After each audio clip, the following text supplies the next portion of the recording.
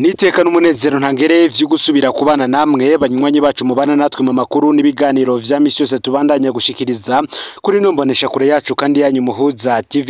Uyu n'umwanya tugiye kubageza ko amakuru biriko biravugwa bigezwe ko muri kano kanya ngaha mu gihugu c'u Burundi, akaba ari amakuru tuzakugaruka cyane ko biriko biravugwa mu bisata bitandukanye hirya no hino ngaha mu gihugu c'u Burundi, ariko muri kano kanya tukaba tugiye kugaruka kubiriko biravugwa mu gisata c'ubutungane, agateka kazina muntu ndetse n'igisata c'umutekano.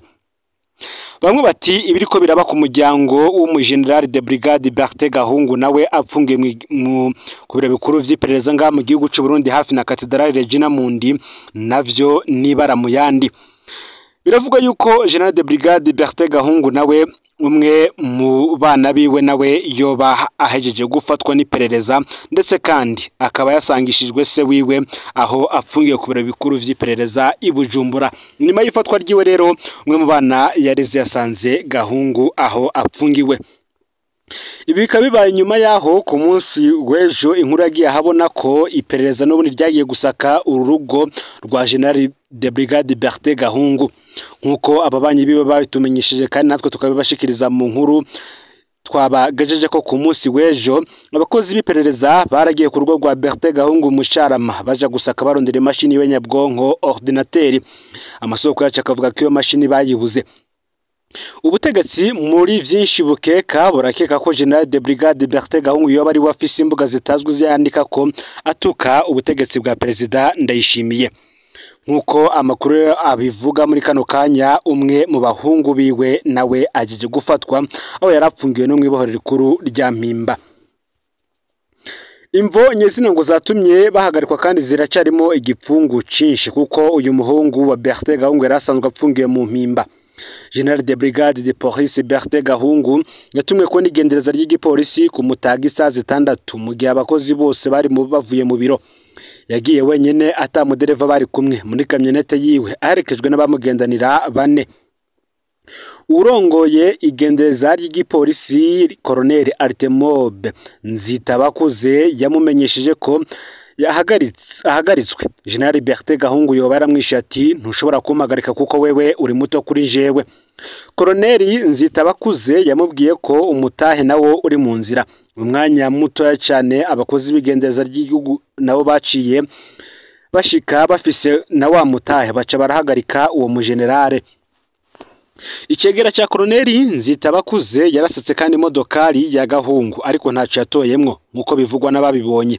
Abamugendanira baciye bakwibigwanisho baca bajanwa mu gasho k'Inyamiramabi imbere yo kurungikwa mu igendereza ry'igihugu. Ku munsi wa gatanu w'indwi iheze gushika kuri uwo munsi imodokari ya Gahungu yari kiri mu bigo vy'ubugenduzi bukuru bw'igipolisi c'u Burundi. Kubwa amasoko yegereye iyo dosiye kandi abakozi b'igendereza babajije abamugendanira ku ngendo uwo mujenerali yahora akora ari kumwe n'umuyabaga akiri muto cyane yarezwe n'umuryango wiwe yiga mu gihugu c'Ubushinwa ariko ubu akaba ari mu buruhuko. Abo bari bajejwe ubuzima bwa generale baramenye uwo muyabaga kw'isanamu bakaba bemeza ko yahora abakurugiwe. Hafi saa 1 y'ijoro rero abapolisi bane bararekuwe baca basubizwa ku rugo rw'uwo bacungerera ubuzima General de brigade de la police Bertin Gahungu. Isaha 1 inyuma yaho uwo muyabaga yarahagaritswe aje gupfungirwa mu igendereza ahapfungiwe impande ya generale. Bamwe bati harimwo igipfungu kucatumye aba bompi bahagarikwa. Nkuko amakuru dushikira bivuga ngo nta kintu na kimwe kiramenyeshwa n'inzego kubijanye n'ifatwa ry'abo bantu babiri kandi imvo zatumye babafata n'ubu ntiziramenyekana. Isoko ryegereye umuryango ryatubwiye ko umujenerali yoba ariko akurikiranwa ku cacu ko yoba akoresha amazina atazwi ku mbuga ngurukana bumenyi ariko nta vyinshi yashikirije birenze ngaho. Umuhungu wiwe kandi nawe asanzwe apfunzwe. Umuhungu mukuru wa General de brigade Bertin Gahungu apfungiwe mu ibohoro rikuru rya Bujumbura mu Mpimba. Nubwo amaze umwaka urenga yarejejwe aracari mu ibohero. N'intwazangabo y'ipete rya Lieutenant mu gisirikare c'u Burundi. N'ishirahamwe ry'igihugu ry'iperereza SNL. Umusore hafi y'umuryango wiwe yafashwe mu nyuma gato aca yinjizwa mu ibohoro hamwe na Gahungu.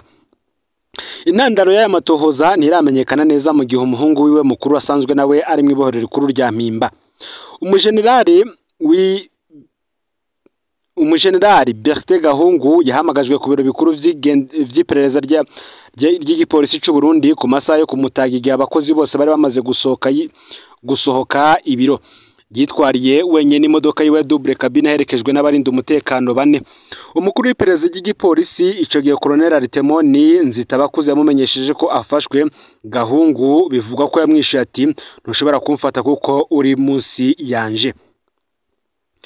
Nkuko kandi amakuru ariko arabivuga muri kano kanya kuri dosiye irabana n'ihagarikwa ry'uyu mujenerali yamye akomeye cyane mu nzego z'igihugu, kuko tuza no kugaruka ku mabanga yajejwe mu nzego z'umutekano z'igihugu ndetse n'iperereza. Amakuru ava mu begereye dosiye avuga ko abapolisi bafunze abarindizi bababaza ku ngendo za Gahungu hamwe n'umusore akurikirana n'umuryango wiwe yigira mu Bushinwa, ariko ubu akaba ari mu karuhuko.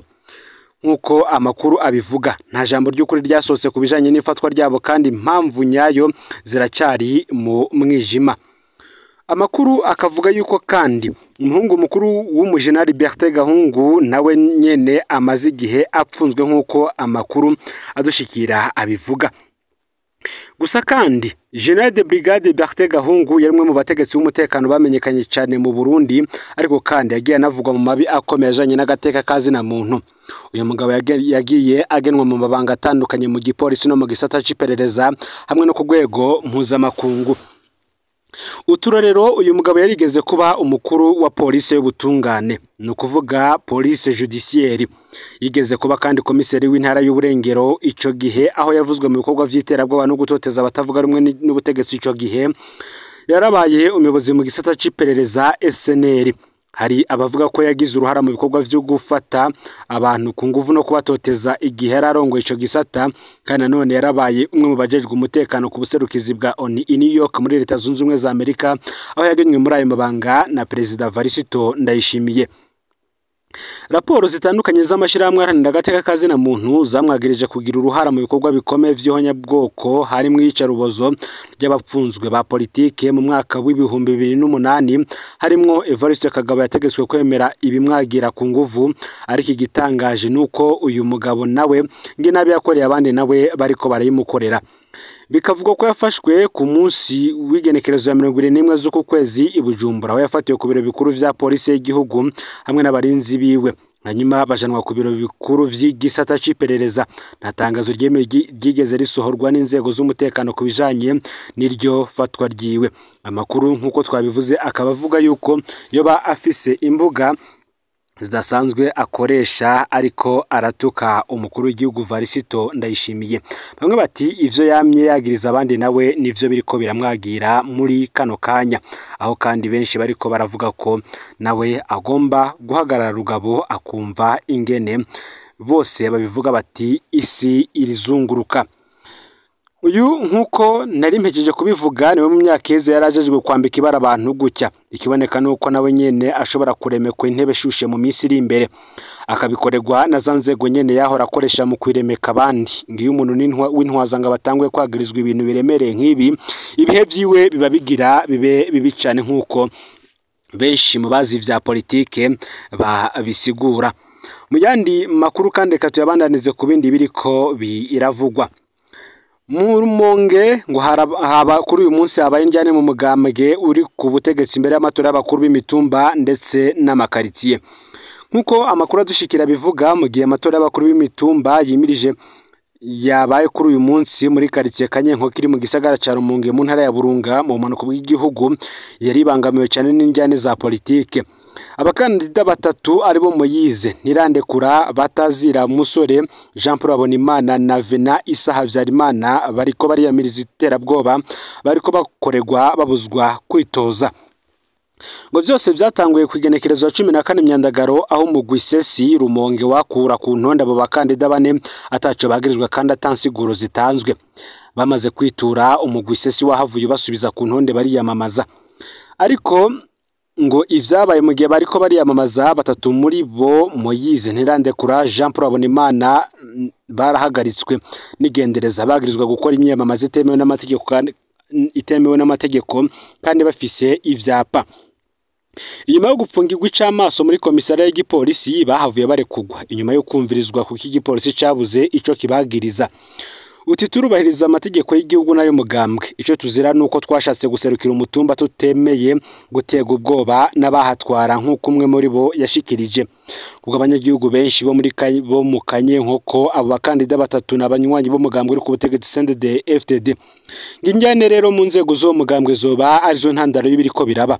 Bamwe mu ndongozi ngo bariko barondera gutegeka abakandida babo bigije inyuma abitoza nk'abigenga.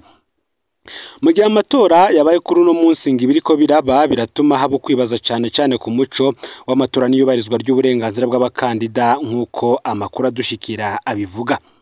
Ni mu gihe CNUDH yo iriko iratabaza ku mabi akorerwa imfungwa n'igisure ku butungane. Umugwi w'igihugu ujejwe agateka kazina muntu CNUDH uriko uratabaza. Abanyagihugu benshi baramara amezi menshi cyane bapfunzwe batagira amadosiye atomoye bagirizwa. Ku bwa Bertin Blaise Nyaboho umukuru wa CNUDH ngo bamwe bapfungwa ku itegeko ry'abategetsi bamwe bategeka ko abantu bapfungwa gushika bonyene bafashe ingingo yo kubarekuza. Kwigenekerezo ya 21 gushika kwigenekerezo ya 22 Myandagaro uyu mwaka w'ibihumbi 2025 CNUDH yaratunganije Inyanzarake mu ntara ya Burunga mu manuko bw'igihugu uruganda rwo guhanahana ivyumviro rwahuje abegwa n'ikibazo c'ubutungane bose. Imvo yari ukwerekana ingorane mu bijanye no gupfungwa no gutunganya amadosiye n'ukuntu hatunganizwa abahohotewe no kwerekana inyishu zishoboka.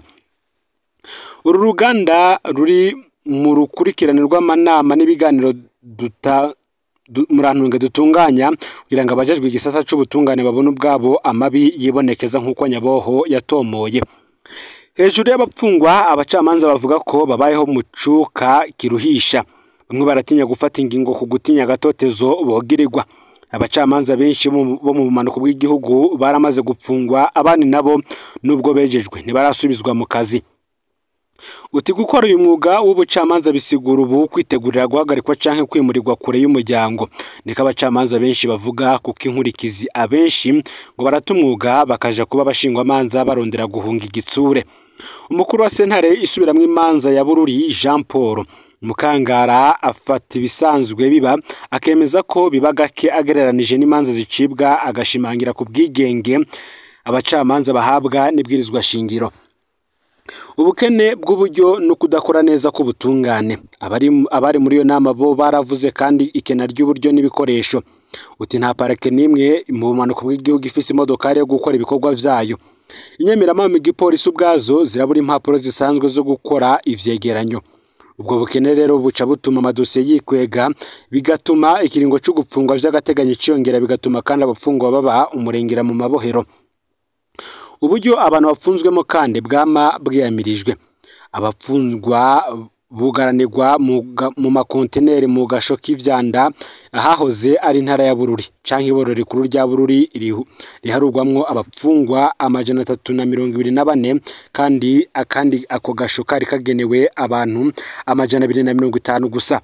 Intahe zitangwa muri rusangi zerekana ingorane ikomeye ngo ubutungane bugoyagoya kubera igitsure no kubura uburyo n'amabohero arimwe umurengera, aho ubwoba n'akarenganyo bisubirira rimwe na rimwe amategeko n'ubutungane nk'uko benshi bariko barabitangaza. Nkuko kandi ayandi makuru ariko aravugwa n'abayabaga babiri b'abanyamurenge bafashwe n'igisirikare cy'u Burundi mu buseruko bwa Kongo. Abayabaga babiri bo mu muryango w'abanyamurenge barafashwe ku munsi wa kabiri hari kwigenekerezo ya 19 Myandagaro uyu mwaka mu gice ca Bijombo muri territoire ya Uvira mu ntara ya Sud Kivu mu buseruko bwa Republika iharanira intwaro rusangi ya Kongo yani rubibe n'u Burundi. Aba bari baragiye ibitungwa aho abasirikare b'abarundi bavuye mu gisagara ca Muramvya babahagarikira mu buragiro bwo mu gisagara ca Ilango. Abo bayabaga babiri baciye bajanwa mu gasho k'igisirikare ca Bijombo ahasanzwe hacumbitse n'ubundi ingabo za Congo FARDC hamwe n'iz'u Burundi.